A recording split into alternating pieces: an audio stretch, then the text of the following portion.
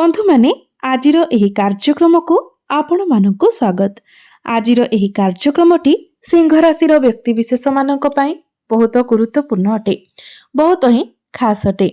कारण आजिर एही भिडियो रे आमे माने जानिबा जे नूतन वर्ष 2026 रो प्रथम मासटी अर्थात जनवरी 2026 आपणक पई किपरि रहिबो।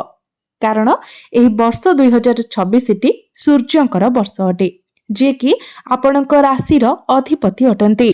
तो निश्चित भाबरे एही वर्ष 2026 रे आपणक जीवन रे एक बड़ परिवर्तन हेबाकु जाउची। तो 2026 मसिहार आरंभटी अर्थात जनवरी मासटी आपणक पई किपरि रहिबो। एही जनवरी मासरे आपणकर स्वास्थ्य, शिक्षा, प्रेम जीवन, वैवाहिक जीवन, भाग्य, कैरियर एवं व्यापार वाणिज्य सबकिछि किपरि रहिबो से विषय आजिर एही भिडियो रे आमे माने विस्तार भाबरे आलोचना करिबा। नवग्रहंकर स्थिति मध्य देखिबा। नवग्रह आपणको केउ भली फल प्रदान करिबारे सक्षम हेबे। या सहित अशुभत्व प्रदान करुथिबा ग्रह मानक पई किछि विशेष प्रतिकार मध्य जानिबा। सेथि पई आपण माने भिडियोटी को स्किप न करी शेष पर्यंत निश्चय देखंतु एवं भिडियोटी को लाइक करी चैनलटी को सब्सक्राइब करि दियंतु। कमेंट बॉक्स रे भक्ति एवं श्रद्धार सहित जय श्री जगन्नाथ, जय मां लक्ष्मी निश्चय लिखंतु। तो बंधु माने आसंतु आरंभ करिबा आजिर एही कार्यक्रम को, जहा आपणकर जन्म राशि तथा चंद्र राशि उपरे आधारित अटे। तो बंधु माने राशि चक्रर 12 गोटी राशि मध्यरु पंचम राशि हेउछि सिंह राशि एवं सिंह राशिर राशिधिपति हेउछंती सूर्य। तो बंधु माने जनवरी मास आरंभ रे आपणकर कुंडलीर प्रथम भावरे गोचर करिवे केतु, पंचम भावरे गोचर करिवे बुध, सूर्य, शुक्र एवं मंगल, सप्तम भावरे गोचर करिवे राहु, अष्टम भावरे गोचर करिवे शनि एवं आपणकर एकादश भावरे गोचर करिवे देवगुरु बृहस्पति।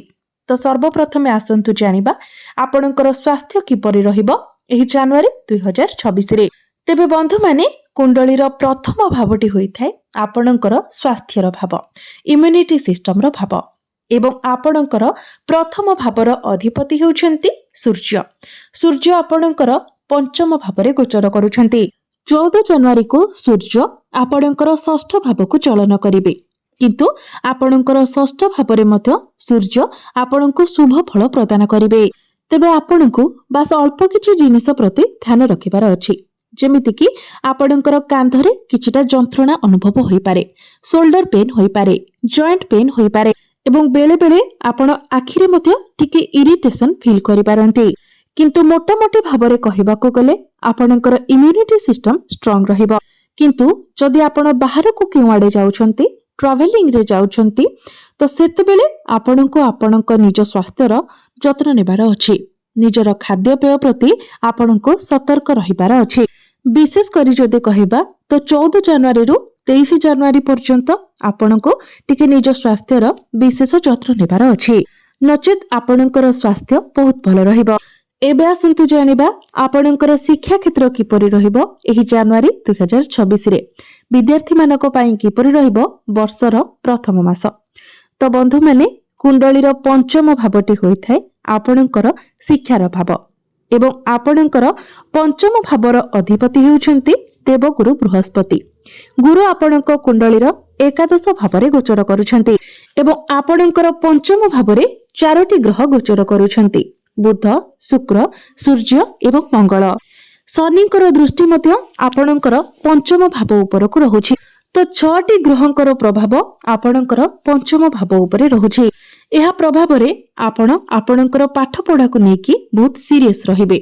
आपण निजर पाठ पढ़ा को नेकी बहुत किछि चिंता करिवे, बहुत आइडिया आपणकर मन को आसीबो एवं जनवरी मासरे आपण निजर पाठ पढ़ा को नेकी निश्चित भाबरे किछि ना किछि स्टेप नेबे। हेतो आपण किछि फॉर्म फिल अप करि पारंती किंबा आपण कोनोसी नुवा जगारे एडमिशन नै पारंती। बृहस्पतिंकर दृष्टि आपणकर पंचम भाव उपरे रहुथिबा कारणरो आपणक मध्यरे ज्ञान बढ़िबो। आपण निजको आगको बढ़िबाको प्रोत्साहित करिवे। आपणकर पंचम भावरे सूर्य मध्य गोचर करूछंती। तो जनवरी मास आरंभ रे ही आपण आपणकर पाठ पढ़ा रिलेटेड किछि बड़ स्टेप नै पारंती। जदि जनवरी मासरे आपणकर किछि एग्जाम अछि, कॉम्पिटिटिव एग्जाम अछि, प्रतियोगितामूलक परीक्षा अछि, सरकारी परीक्षा अछि, विशेष करी 16 जनवरी पूर्वरु जदि आपणकर किछि एग्जाम अछि तो निश्चित भाबरे सेथिरे आपणको बहुत बड़ सफलता मिलिबो।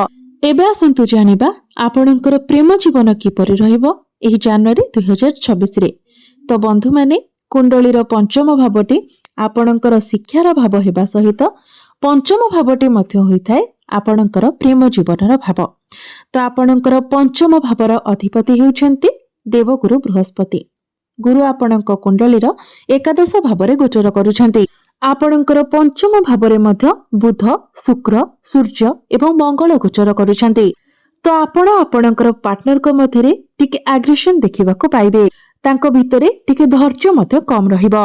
शनिकर दृष्टि रहुथिबा कारणरो आपणकर पार्टनर टिके जिद्दी स्वभावर रहि पारंती एवं आपणको ही एई सबुरे एडजस्ट करबाको पड़िबो। कारण जेतेबेले पंचम भावरे सूर्य एवं मंगल गोचर करिथांती सेतेबेले आपणकर पार्टनर बहुत एग्रेसिव होई जाइथांती, क्रोधी होई जाइथांती।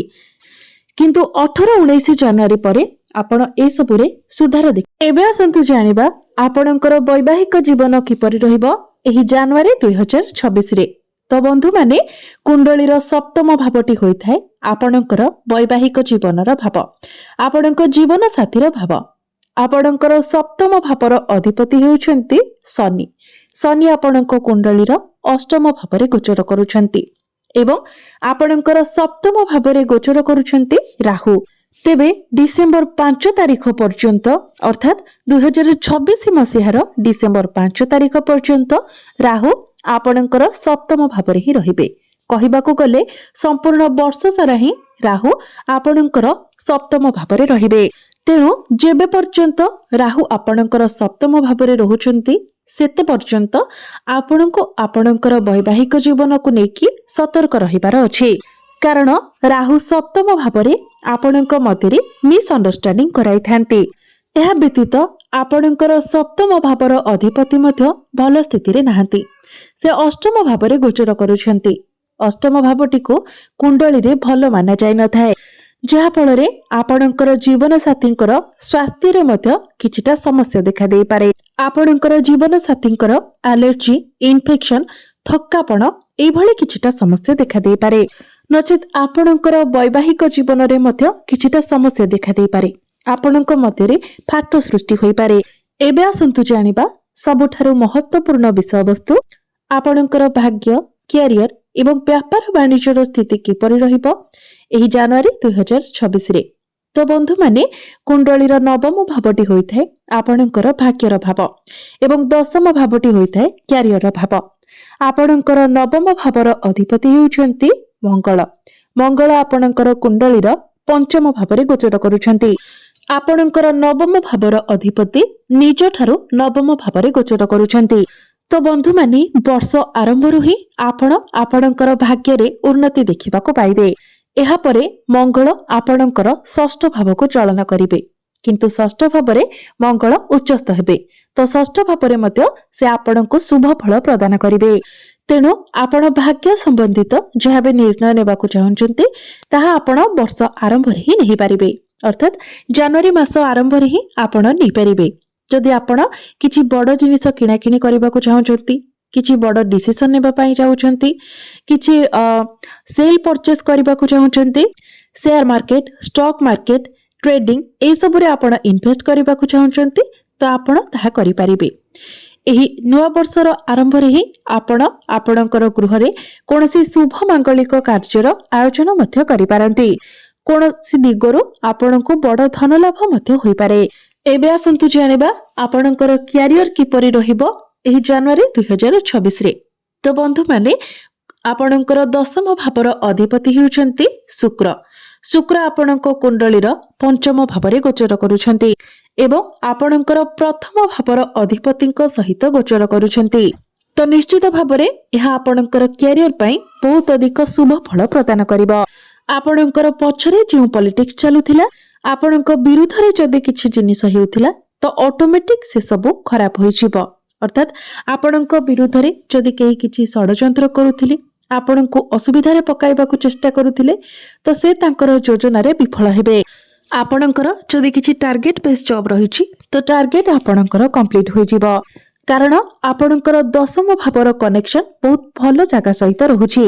ତେବେ ଶୁକ୍ର ଯେତେବେଳେ ଆପଣଙ୍କର ଷଷ୍ଠ ଭାବକୁ ଚାଲିଯିବେ, ଯେତେବେଳେ 13 ଜାନୁଆରୀକୁ ଶୁକ୍ର ଆପଣଙ୍କର ଷଷ୍ଠ ଭାବକୁ ଚାଲିଯିବେ, ଶନିଙ୍କର ଗ୍ରହକୁ ଚାଲିଯିବେ, ତ କ୍ୟାରିୟରରେ ଅଳ୍ପ କିଛିଟା ପ୍ରୋବ୍ଲେମ ଦେଖା ଦେଇପାରେ। କିନ୍ତୁ ମୋଟାମୋଟି ଭାବରେ ଯଦି ଦେଖିବା ତ କ୍ୟାରିୟର ଆପଣଙ୍କର ଜାନୁଆରୀ ମାସରେ ବହୁତ ଭଲ ରହିବ।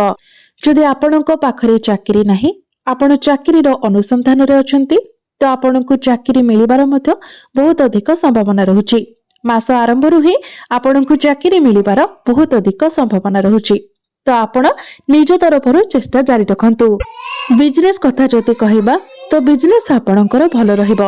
ଆପଣଙ୍କର ଫାଇନାନ୍ସିଆଲ ପ୍ରଫିଟ ହେବ, ଆପଣଙ୍କର ଇନକମ ବଢିବ, କିନ୍ତୁ ଆପଣ ଟିକେ ଡିସାଟିସ୍ଫାଇଡ ରହିପାରନ୍ତି, ଟିକେ ଚିନ୍ତାରେ ରହିପାରନ୍ତି, କିନ୍ତୁ ଆପଣଙ୍କର ଆର୍ଥିକ ସ୍ଥିତି ଭଲ ରହିବ।